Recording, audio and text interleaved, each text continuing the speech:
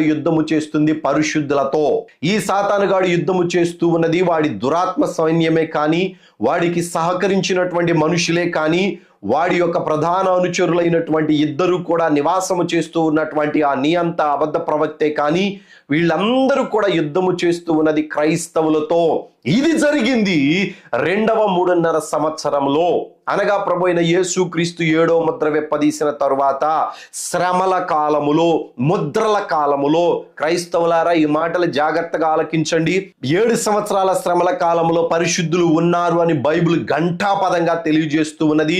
ఎవరైనాను కానీ ఇది కాదు అని ఒకవేళ ఆటంకించినట్లయితే వారు తప్పకుండా దేవుని యొక్క కోపమునకు లోనవుతారేమో. ఒక్కసారి ఆలోచన చేయండి.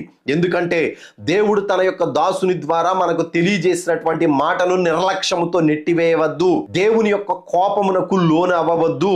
7 సంవత్సరాల శ్రమల